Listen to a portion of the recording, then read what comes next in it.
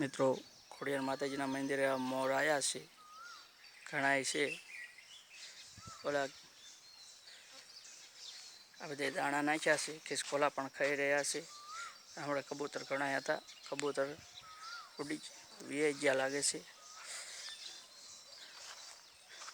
ચલો છત્રી દેખાડું, નવી છત્રી બનાવી છે અમારા ગામમાં મંદિરે.